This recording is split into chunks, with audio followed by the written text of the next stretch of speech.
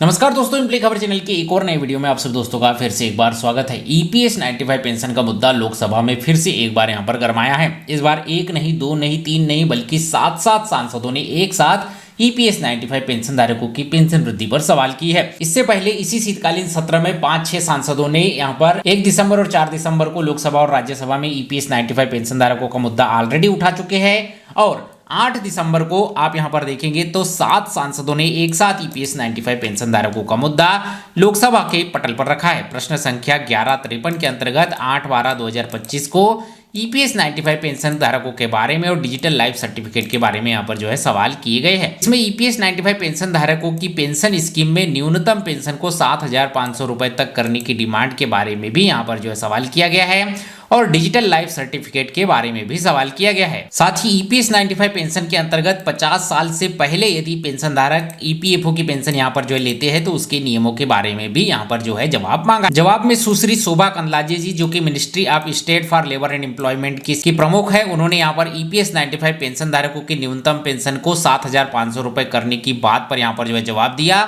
और कहा कि ईपीएस 1995 पेंशन योजना एक डिफिनेट कंट्रीब्यूशन वाली स्कीम है, यानी कि ये एम्प्लॉय के कंट्रीब्यूशन से यहाँ पर जो है ये स्कीम चलती है, जिसमें कि एम्प्लॉयर का कंट्रीब्यूशन 8.33% होता है, 1.16% का कंट्रीब्यूशन गवर्नमेंट करती है और 15,000 रुपए तक की सीलिंग लिमिट पर ये योजना दी जाती है। पैराग्राफ 32 के अंतर्गत ईपीएस 1995 योजना का यहाँ पर जो है सालाना रिवीजन किया जाता है और वित्तीय लेखा जोखा लिया जाता है। 31/3/2019 तक के लेखे जोखे को देखा जाए तो ये स्कीम अभी तक यहाँ पर जो है घाटे में चल रही है। हालांकि सवाल अब ये भी उठ रहे हैं कि 31/3/2019 के बाद से यहाँ पर देखा जाए तो लगभग 6-7 साल हो चुके हैं, अब तक जो है इस पेंशन का विश्लेषण क्यों नहीं किया गया? क्या यहाँ पर जो है इतने पेंशन धारक लगातार मर रहे हैं, उन पर क्या कोई जवाबदारी यहाँ पर सरकार की नहीं बनती? अब तक विश्लेषण क्यों नहीं किया गया? यदि घाटे में है तो इसमें बजट क्यों नहीं बढ़ाया जा रहा?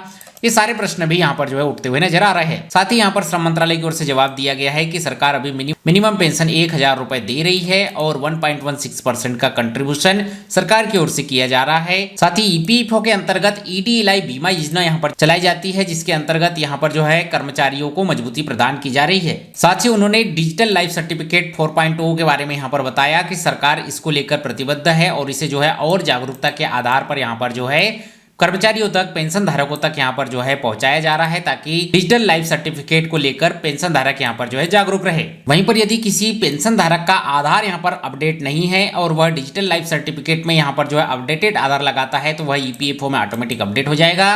और जो पेंशन धारक 58 साल की उम्र में यहाँ पर जो है पेंशनर्स बनते हैं, वो यदि 50 साल के बाद या 58 साल के पहले पेंशन पाना चाहते हैं तो वो जो है पारा 12/7 के तहत यहाँ पर जो है पेंशन प्राप्त कर सकते हैं।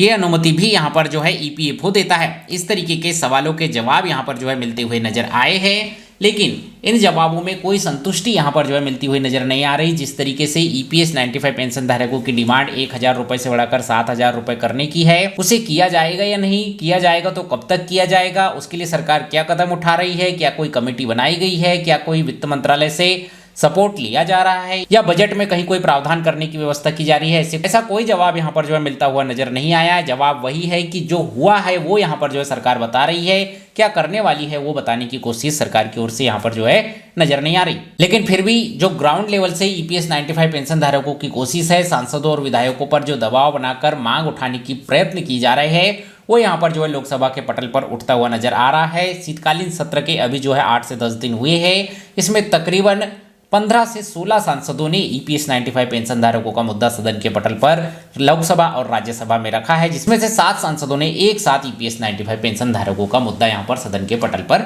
रखा है। तो यही एक लेटेस्ट अपडेट आप सभी तक पहुंचाना था। आपको क्या लगता है कि सरकार कब तक ईपीएस 95 पेंशन धारकों की मांगे यहां पर जो है मंजूर कर सकती है? दूसरी यहाँ पर जो खबरें निकल कर आ रही है उससे एक अपडेट ये निकलता हुआ नजर आ रहा है कि जो सीलिंग लिमिट यहाँ पर 15,000 है उसे जो है सरकार 30,000 रुपए तक श्रमिक संगठनों से बातचीत कर बढ़ा सकती है। यदि ऐसा होता है तो सरकार के पास पैसा, यानी कि पैसा की आमदनी यहाँ पर जो है थोड़ी ज़्यादा हो जाएगी। वहीं पर जो पीएफ विड्रॉल और पेंशन विड्रॉल की जो लिमिट है उसे जो है गवर्नमेंट ने यहाँ पर जो है ज़्यादा बढ़ा दी है, उसके लिए समय यहाँ पर जो है गवर्नमेंट ने बढ़ा दिया है। ऐसे में सरकार के पास फंड ज़्यादा समय तक रहेगा, जिससे भी सरकार के पास यहाँ पर जो है आमदनी बढ़ेगी। इस सब को लेकर यहाँ पर कयास लगाए जा रहे हैं कि ज़्यादा फंड से ज़्यादा आमदनी होने के कारण सरकार कुछ राहत यहाँ पर जो है ईपीएस 95 पेंशन धारकों को दे सकती है। बाकी आपको क्या लगता है मुझे कमेंट करके जरूर बताइए। ये वीडियो जानकारी अपडेट आपको अच्छा लगी हो तो वीडियो को लाइक से चैनल को सब्सक्राइब कीजिए। मिलते हैं अगले वीडियो में, तब तक के लिए जय हिंद, वंदे मातरम।